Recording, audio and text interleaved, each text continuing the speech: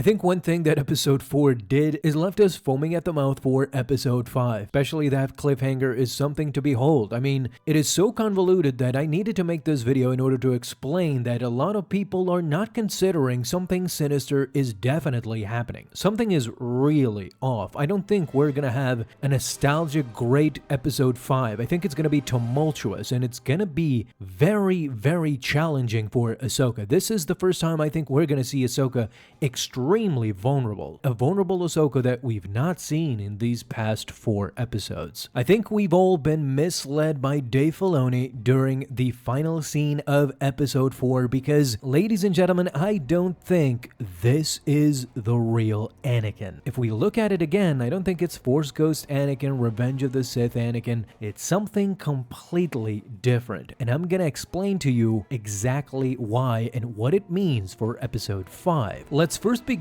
with the most major flag out of them all, and that is that Anakin is not only wearing a lightsaber at this moment, but he has Darth Vader's lightsaber as Anakin Skywalker. If you go back and look at Revenge of the Sith, even when Anakin turns to Darth Vader, he does not wield Darth Vader's lightsaber that we see in the original trilogy. In fact, Darth Vader wouldn't construct that lightsaber more than a year later after Order 66. You can clearly see here that the Skywalker lightsaber is extremely recognizable by this point. It's almost all chrome and reflective. However, this lightsaber that Anakin is wearing seems almost exactly like Darth Vader's lightsaber. If you go back and look at it again, a lot of things are off, really. When the episode ends, it ends with a hint of the theme of Darth Vader, signifying that things are not how they seem. It's not a reunion, it's a dark turn. Here's even more weird things. So this Anakin has 2 lines during this scene.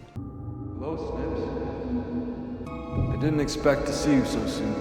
And I'm here to tell you, after hearing those 2 lines, they don't mean what you think. And the reason is that Anakin is not saying them. The Son of Mortis is. I know it's crazy, but you gotta hear me out because I have a lot more proof to go through, and by the end of this video, I believe I will have convinced you that episode 5 is gonna be completely insane. Let's start with during the Clone Wars. Obi-Wan, Anakin, and Ahsoka are stranded inside what we later learn is Mortis. The first Mortis clue we got in the Ahsoka series was the Red Forest on Cetos, which very closely resembles that in Mortis where the sun was causing quakes. This connection is significant because this is the first time that the sun caused trouble for Ahsoka on Mortis, and on Cetos, Ahsoka transitions from this world to the other world. Then, if you remember, in episode 1, we hear a voice whispering inside that shrine where Ahsoka enters, and there are 3 key figures inside that shrine. It reminded me of the father, the daughter, and that's right, the son. Now this whisper speaking to Ahsoka becomes even more important when you see where she ended up now as a result of that star map. When she finds the star map inside that shrine, it is the sun luring her to come to the world between worlds. This is when her fate was ultimately sealed, and the sun knows this.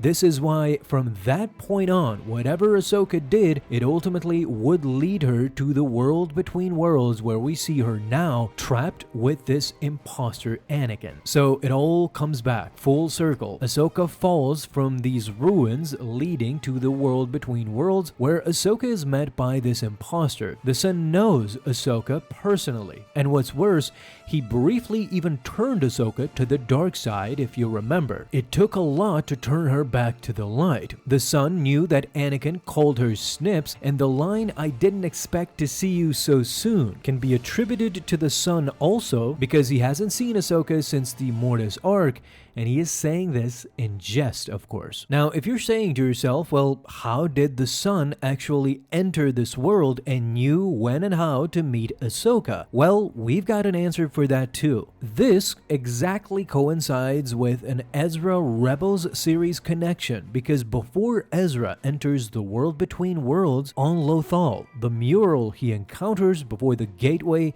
is of these three figures: the father, the daughter, and the son. Here's what's important. During that scene in Rebels, it is made absolutely clear that these deities can roam around inside, because just before Ezra saves Ahsoka, we see the Morai inside. She even approaches Ahsoka later on in the episode. For those of you who don't know, the Morai was a spiritual manifestation of the daughter herself in another form.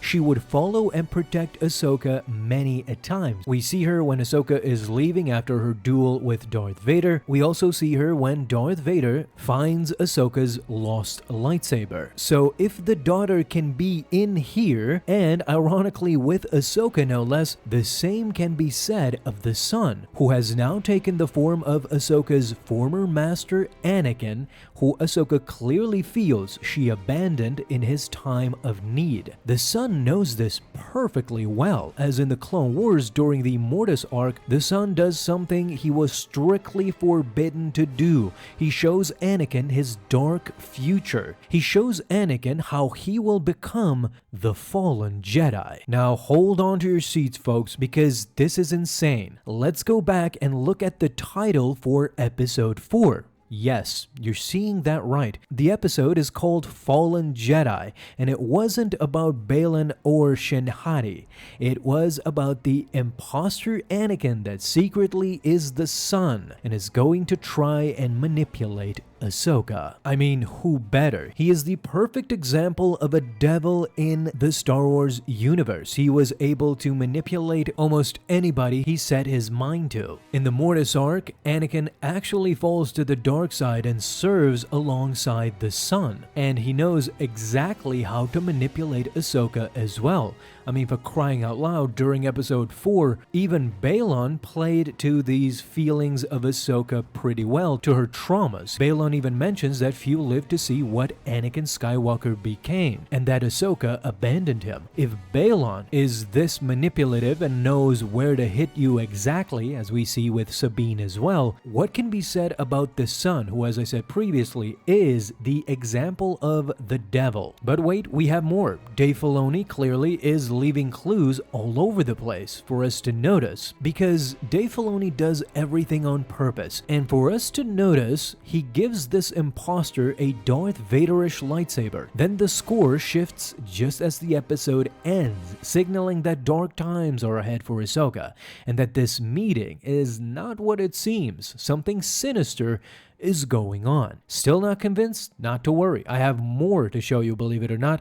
So a lot have been trashing Anakin's de-aged face, but what they're missing, I think, is that this is intentionally done by Dave Filoni. His face is meant to look weird because once the reveal happens, then and only then it will make perfect sense. This is a fake Anakin. Furthermore, we've been talking so much about Sam Witwer's involvement that I think we have our answer, guys. We see him in the credits for Ahsoka during all these episodes, and when asked about it, this is what he said in his live stream. I can't really talk about stuff like that, except for there's a show that I watched and I really liked it. Syndicate members in the area. Really liked it. I don't know what the rules are. I mean, honestly, like, And most of all, I was just about to say I didn't work on Ahsoka, but I did. So, yeah, I don't think I can say anything, guys. But proud of Dave. I love Dave.